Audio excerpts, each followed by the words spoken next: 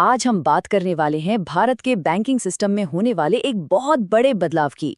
आपका बैंक अब पूरी तरह से खामोश होने जा रहा है। जी हाँ, ये नया जीरो कम्युनिकेशन नियम क्या है और इसके पीछे की असली वजह क्या है, इस वीडियो को अंत तक जरूर देखिएगा। चलिए इस पूरे मामले को समझते हैं। जरा सोचिए, आपका बैंक आपको कॉल करना, एसएमएस भेजना सब बंद कर दे। कैसा लगेगा? न कोई बैलेंस अलर्ट, न कोई ट्रांजैक्शन की सूचना। सुनने में अजीब लगता है ना? लेकिन ये होने वाला है, और इसकी वजह एक बहुत बड़ी और खतरनाक समस्या है जिससे हम सब जूझ रहे हैं, और वो है डिजिटल फ्रॉड। तो ये बदलाव आखिर है क्या? देखिए, एक तारीख है जिसे याद रखना बहुत जरूरी है, 1 फरवरी 2026। इस तारीख के बाद से इंडिया का कोई भी बैंक, फिर चाहे वो सरकारी हो या प्राइवेट, कोई भी अपनी तरफ से आपको जानकारी देने के लिए ना तो कोई एसएमएस भेजेगा और ना ही कोई कॉल करेगा। हाँ बिल्कुल, इसका सीधा सीधा मतलब ये है कि अब वो जो बैलेंस अलर्ट आते थे, या ट्रांजैक्शन की जानकारी मिलती थी, या बैंक से कोई इन्फॉर्म करने के लिए कॉल आता था, वो सब बंद पूरी तरह से। और ये नियम हर एक बैंक और हर एक ग्राहक पर लागू होगा। तो अब सबसे बड़ा सवाल कि इतना बड़ा, इतना सख्त कदम उठाने की नौबत ही क्यों आई? जवाब सीधा सा है, फ्रॉड।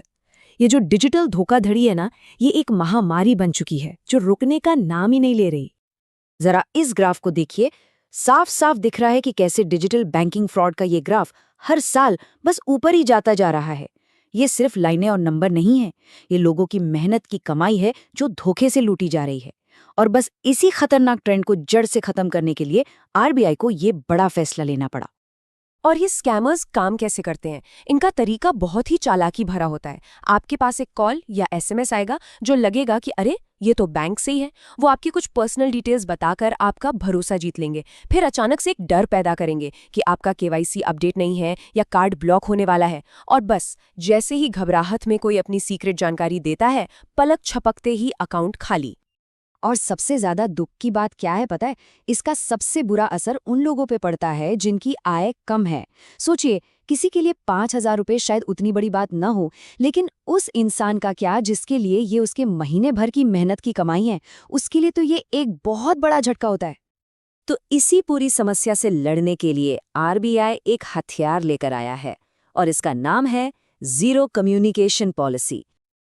अब सवाल है कि ये पॉलिसी है क्या? देखिए, इसका मतलब बहुत ही सिंपल और क्लियर है। बैंक अपनी तरफ से, मैं दोहराता हूं, अपनी तरफ से कोई भी जानकारी देने के लिए आपको कभी भी फोन या एसएमएस नहीं करेगा। तो इसका मतलब क्या हुआ?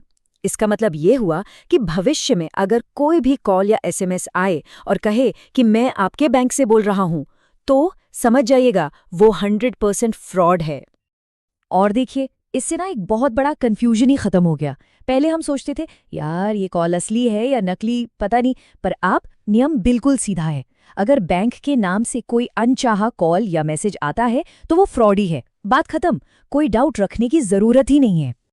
हाँ, और एक बहुत जरूरी बात, ये नियम उन केवाईसी अपडेट वाले मैसेज पर भी लागू होता है जिन पर आजकल वो वेरीफाइड वाला ब्लू टिक लगा होता है ना। स्कैमर्स इतने शातिर हो गए हैं कि अब वो ब्लू टिक का भी जुगाड़ कर लेते हैं।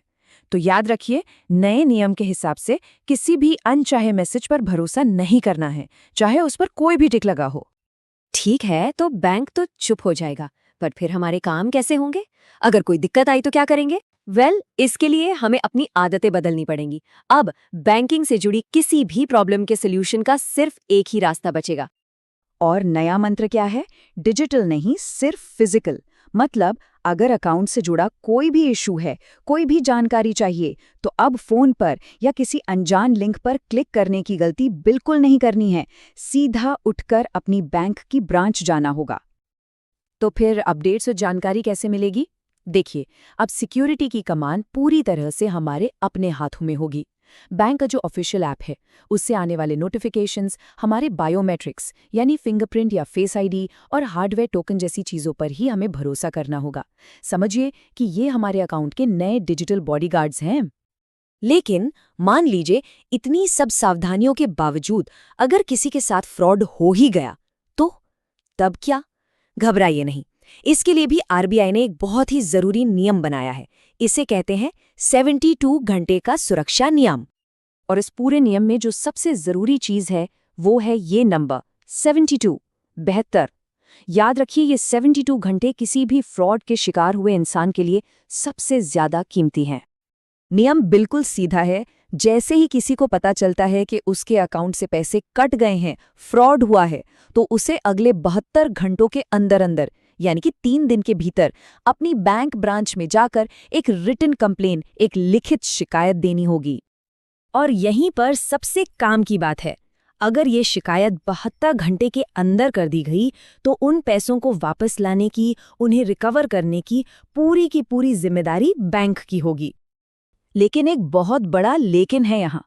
अगर 72 घंटे बीत गए और उसके बाद शिकायत की गई तो फिर बैंक की कोई जिम्मेदारी नहीं होगी। इसीलिए इस 72 घंटे वाले नियम को जानना और इसे हमेशा याद रखना बहुत बहुत ज्यादा जरूरी है। तो आखिर में ये पूरा बदलाव हमें एक बड़े सवाल के सामने लाकर खड़ा कर देता है। क्या बढ़ते डिजिटल फ्रॉड से बचने का यही तरीका है कि हम डिजिटल सुविधा को ही कम कर दें? क्या ये सिक्योरिटी के लिए एक जरूरी कदम है, या फिर टेक्नोलॉजी के इस दौर में हम एक कदम पीछे जा रहे हैं? इस पर सोचना वाकई जरूरी है। ऐसी ही और जानकारी के लिए ऑल कैन स्टडी को सब्सक्राइब कीजिए। थैंक यू और चलिए मिलते हैं अगले वीडियो में।